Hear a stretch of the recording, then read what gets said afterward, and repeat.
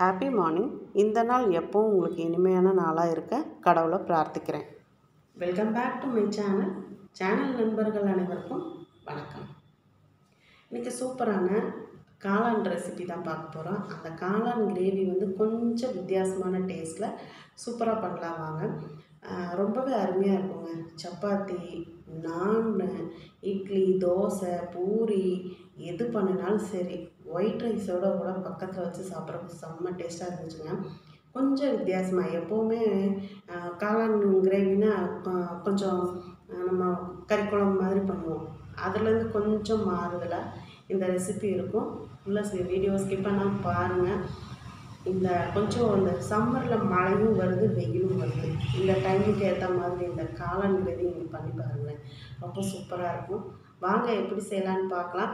அதுக்கு முன்னாடி நீங்கள் இன்னும் நம்ம சேனலை சப்ஸ்கிரைப் பண்ணலைன்னா சப்ஸ்கிரைப் பண்ணிக்கோங்க. சப்ஸ்கிரைப் பண்ணும்போது ஆகிற பெல் பட்டனோட சப்ஸ்கிரைப் பண்ணிக்கோங்க. அப்போ தான் நான் போடக்கூடிய வீடியோஸ் உடனுக்குடனே நோட்டிஃபிகேஷனில் கிடைக்கும். எப்படி எங்கள் குட்டி பைரவாவோட வீடியோஸ்க்கு சப்போர்ட் பண்ணுவீங்களோ அதே மாதிரி சமையல் வீடியோவுக்கும் சப்போர்ட் பண்ணுவீங்கன்னு நம்புகிறேன். சப்போர்ட் பண்ணுங்கள். வாங்க இப்போ அந்த காளான் கிரேவி கொஞ்சம் வித்தியாசமான டேஸ்ட்டில் எப்படி செய்யலான்னு பார்க்கலாம். காளான் செய்கிறதுக்காக நான் ஒரு 3 பேக்கெட் காளான் எடுத்து வச்சுருக்கிறேன். க்ளீன் பண்ணி எடுத்து வச்சுட்டேன். இப்போ ஒரு பாத்திரம் அடுப்பில் வச்சுக்கோங்க. ஒரு 3 ஸ்பூன் அளவுக்கு நெய் விட்டுக்கோங்க. நெய் இல்லைன்னா பட்டர் கூட சேர்த்துக்கலாங்க. பட்டரும் இல்லை, நெய்யும் இல்லைன்னா தேங்காய் எண்ணெய் சேர்த்துக்கோங்க. லோ ஃப்ளேமில் வச்சுக்கோங்க. இப்போ நெய் நல்லா உருகி வரட்டும். இந்த நெய் நல்லா உருகி வர டைமில் கடலை மாவு சேர்த்துக்கோங்க. அதாவது 3 பேக்கெட் அளவு நான் காளான் எடுத்துருக்கிறேன். இதில் 3 ஸ்பூன் அளவுக்கு கடலை மாவு சேர்த்துக்கோங்க.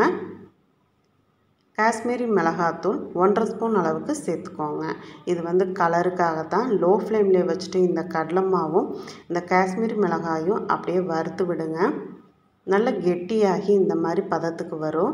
கரண்டி வச்சு அப்படி மசிச்சு விட்டீங்க அப்படின்னா நல்லா மசிஞ்சு வரும் மாவு. அதோட ரா ஸ்மெல் போகிற அளவுக்கு 1 செகண்ட் அப்படி வறுத்து விட்டிங்கனாலே போதுங்க. இந்த டைமில் நம்ம அடுப்பை ஆஃப் பண்ணிடலாம். இப்போ வறுத்த இந்த கடலை மாவும் இந்த காஷ்மீரி மிளகாத்தூள் சேர்த்துருக்கோம் இல்லையா, இது ரெண்டுமே நல்லா ஆறட்டும்.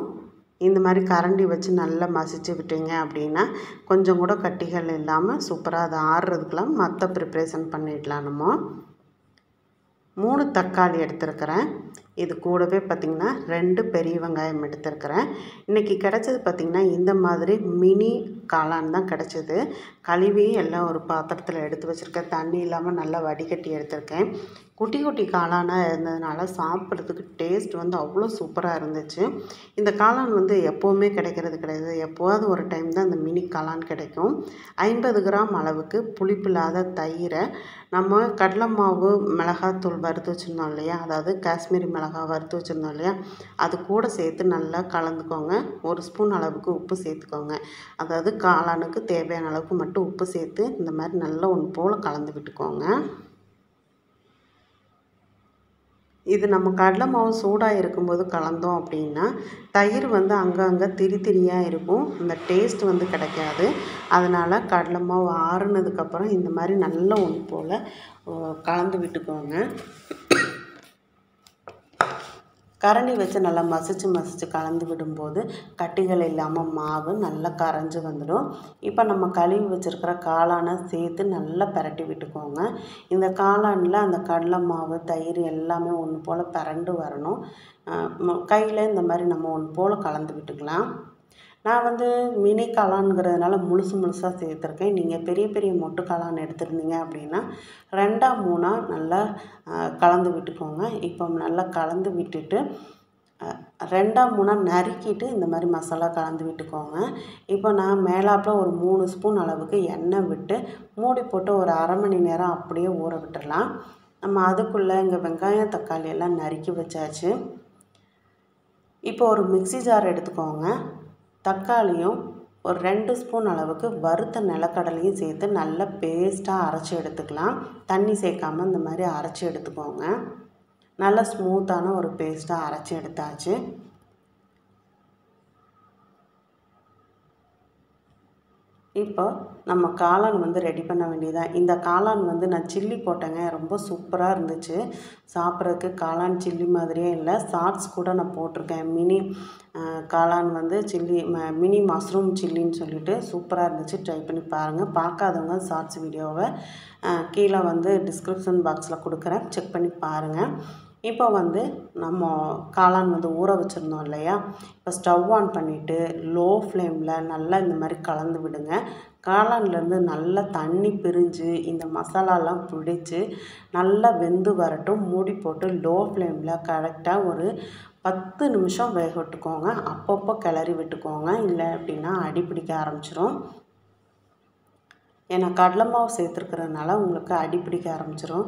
இந்த மாதிரி நம்ம சூப்பராக ஒரு பாயில் பண்ணி அதை நம்ம சமைக்கும்போது இன்னுமே டேஸ்ட் பார்த்திங்கன்னா வித்தியாசமாக இருக்கும். சாப்பிட்றதுக்கு ரொம்ப நல்லா இருக்குதுன்னு சொல்லி வீட்டில் எல்லோரும் சாப்பிட்டாங்க. அந்தளவுக்கு ஒரு டேஸ்ட் கொடுக்குங்க. நல்லா இந்த மாதிரி கிளறி விட்டு இதை 10 நிமிஷத்துக்கு வேக விட்டுக்கோங்க. நல்லா அந்த காளான்லேருந்து தண்ணி பிரிஞ்சு அந்த மசாலாலாம் நல்லா ஒட்டி பிடிச்சி நல்லா வெந்து வரும். இப்போ இதை அந்த அடுப்புக்கு மாற்றிடலாம். மாற்றிட்டு இந்த அடுப்பில் காளானுக்கு நம்ம வந்து மற்ற வேலைகளை செய்ய ஆரம்பிச்சிடலாம். அடுப்பில் ஒரு தாச்சி இந்த மாதிரி வச்சுக்கோங்க. வடசட்டி வச்சுட்டு ஒரு 4 ஸ்பூன் அளவுக்கு எண்ணெய் விட்டுக்கோங்க. நான் வந்து கடலெண்ணெய் தான் சேர்த்துருக்கேன்.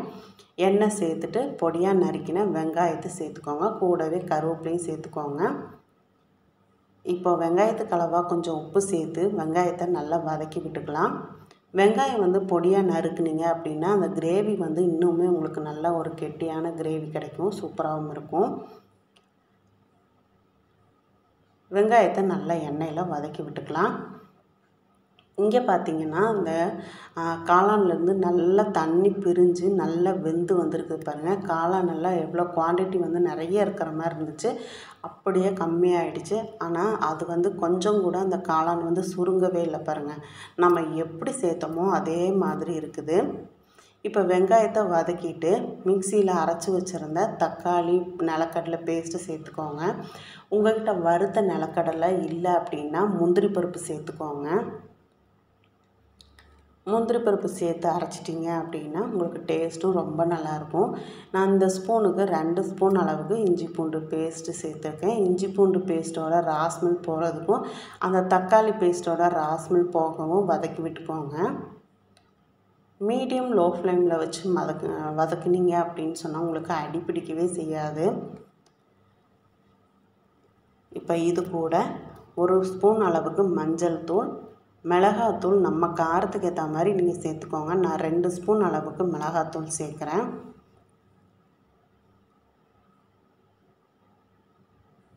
இது கூடவே தனி மல்லித்தூள் 3 ஸ்பூன் அளவு சேர்த்துக்கோங்க. ஹோம்மேட் கரம் மசாலா 1 ஸ்பூன் அளவுக்கு சேர்த்துக்கோங்க. சேர்த்துட்டு லோ ஃப்ளேம்லேயே வச்சு அந்த மசாலாவை அப்படியே வதக்கி விடுங்க. இந்த மாதிரி வதக்கி விடும்போது இன்னுமே நல்ல ஒரு ஃப்ளேவர் கிடைக்கும். மிக்ஸி ஜாரில் கொஞ்சமாக தண்ணி சேர்த்து அலசி மசாலாவில் சேர்த்துருங்க. சேர்த்துட்டு ஒன்று போல் கலந்து விட்டுக்கோங்க.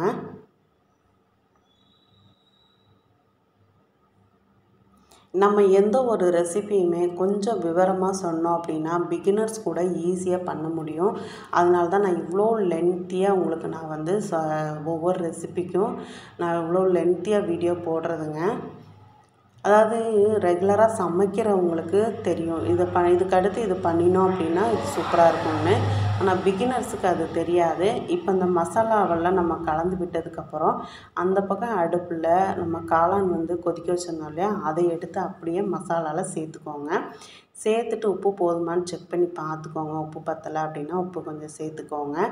தண்ணி அதாவது ரொம்ப கெட்டியாக இருக்குதுன்னு ஃபீல் பண்ணிங்கன்னா இன்னும் கொஞ்சம் தண்ணி சேர்த்துக்கலாம். ஏன்னா நம்ம இன்னும் கொதிக்க விடும்போது இன்னும் கொஞ்சம் கெட்டியாகும். அடி பிடிக்காமல் இருக்கிறதுக்கு அடிக்கடி ஓப்பன் பண்ணி கிளறி விட்டுக்கோங்க. 1 ஸ்பூன் அளவுக்கு மிளகு தூள் சேர்த்துருக்கிறேன். சேர்த்துட்டு நல்லா ஒன்று போல் கலந்து விட்டாச்சு. இப்போ மூடி போட்டு லோ ஃப்ளேமில் ஒரு 5 நிமிஷம் அப்படியே கொதிக்க விடலாம். ஹை ஃப்ளேம் பண்ணினோம் அப்படின்னா அடி பிடிச்சிடும். அதனால தான் லோ ஃப்ளேமில் 5 நிமிஷம் கொதிக்க விட சொன்னேன். இப்போ இந்த மாதிரி கொதித்ததுக்கப்புறம் நம்ம அடுப்பு ஆஃப் பண்ணிவிட்டு கொஞ்சமாக மல்லித்தழைகளை சேர்த்துக்கலாம். மல்லித்தழைகளோட ஒரு 4-5 பச்சை மிளகாயை 2ஆக கீறிட்டு கிரேவியில் சேர்த்துட்டிங்க அப்படின்னு சொன்னால் இன்னுமே நல்லாயிருக்குங்க. அந்த பச்சை மிளகாயோடு எடுத்து அந்த காளானும் வச்சு சாப்பிட்றதுக்கு ரொம்ப நல்லாயிருக்கும். சப்பாத்திக்கு, நானுக்கு, பூரிக்கெல்லாம் இந்த மாதிரி ட்ரை பண்ணி பாருங்கள். ரொம்ப சூப்பராக இருக்கும் இந்த காளான் கிரேவி. ட்ரை பண்ணி பாருங்கள். நீங்களும் பிடிச்சிருந்தனா நண்பர்களுக்கு ஷேர் பண்ணுங்கள், அப்படியே லைக் பண்ணுங்கள். உங்களோட கருத்துக்களை கமெண்ட் பாக்ஸில் சொல்ல மறக்காதீங்க. இப்போ சுட சுட கிரேவியை சர்வ் பண்ண வேண்டியதுதான். சுவையான காளான் கிரேவி, அதுவும் புதுவிதமாக ரெடி பண்ணியாச்சு. மீண்டும் அடுத்த வீடியோவில் சந்திக்கிறேன். நன்றி, வணக்கம்.